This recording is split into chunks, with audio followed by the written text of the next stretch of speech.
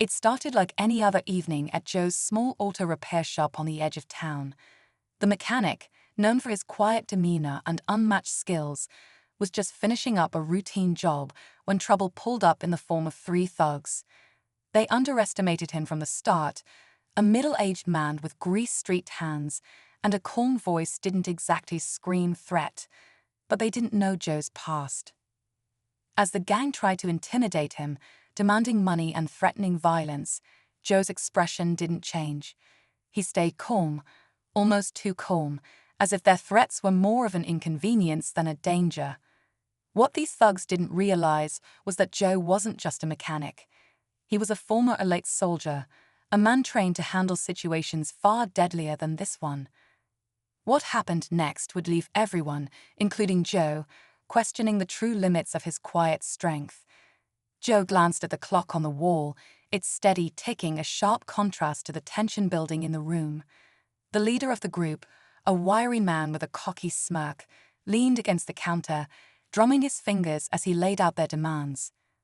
"Hand over the cash, old man, and maybe we'll leave your shop standing," he sneered, his voice dripping with false charm. Joe's silence only seemed to fuel their arrogance. They thought they were in control, but they missed the subtle signs, the way Joe's eyes scanned the room, the faint shift in his stance as he calculated every possible move. Years of training had taught him to assess a threat in seconds, and he knew this wasn't just a random shakedown. These weren't amateurs. Their coordinated movements and confidence suggested something bigger at play. But Joe had faced far worse and survived. The question was, at what cost this time? Joe finally spoke, his voice steady but carrying a weight that cut through the thug's bravado. "You don't want to do this." His words hung in the air, ignored but not unnoticed. The leader chuckled, mistaking Joe's calm warning for fear. "What's the matter? Afraid we'll scratch up your tools," he mocked, grabbing a wrench from the counter and twirling it carelessly. The youngest of the group, barely out of his teens, shifted uncomfortably. He glanced at Joe, as if sensing something the others couldn't. "Maybe we should just go," he muttered, but the leader shot him a glare that silenced him. Joe caught the kid's hesitation. It was a small crack in their unity, and it told him plenty. These men weren't here just for money, they had a purpose. Someone had sent them. Joe didn't know who or why, but he could feel the weight of unseen forces closing in, threatening everything he'd worked to protect. The air in the shop felt heavier now, thick with an unspoken tension. Joe slowly wiped his hands on a rag, his movements deliberate and calm. Every second felt stretched, the ticking clock on the wall a sharp reminder that time was running out. The leader, growing impatient, slammed the wrench onto the counter, the loud clang echoing through the garage. "You think this is a game? Hand over the money, or we'll show you we're not messing around," he snarled, his hand drifting toward his waistband. Joe's eyes followed the motion, catching the unmistakable outline of a weapon. His heart pounded, but his face stayed unreadable. Years of experience had taught him that panic could be fatal. Meanwhile, the youngest thug shuffled nervously, his gaze darting between Joe and his companions. The leader barked at him, ordering him to lock the door. That was the moment Joe knew. There was no way out but through. He took a deep breath, every muscle in his body ready for what would come next. As the youngest thug hesitated, the leader's patience snapped. "Now," he barked, his voice echoing sharply.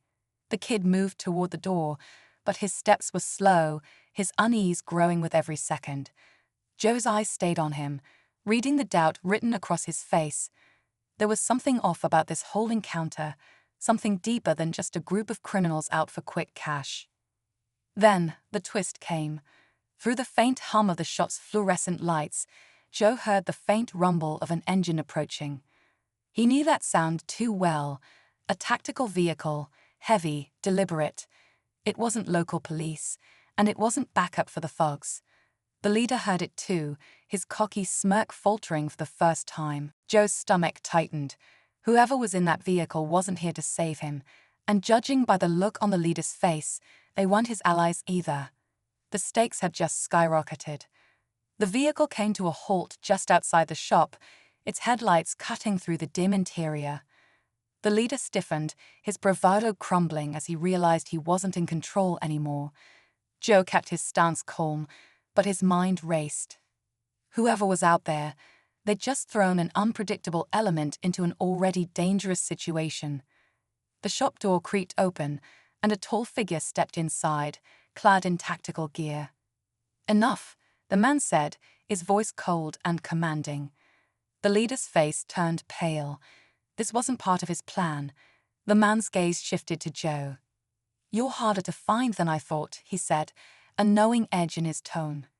Joe recognized him immediately, a former comrade from his military days. But the reunion wasn't friendly.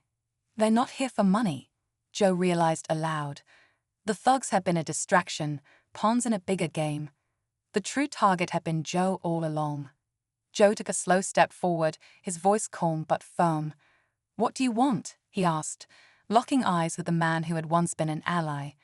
The tension in the room was unbearable, the thugs now frozen in place, unsure of their next move. The man smirked faintly, his expression betraying a mix of respect and regret. "Just tying up loose ends," he said, "but it looks like you're not as easy to corner as I thought." With a slight nod, he signaled his retreat.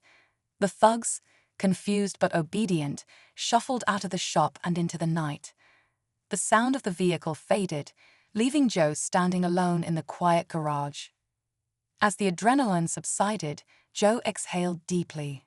His quiet life had been shattered, but his resolve remained. He knew this wouldn't be the last time his past came knocking. But for now, he picked up his wrench and got back to work.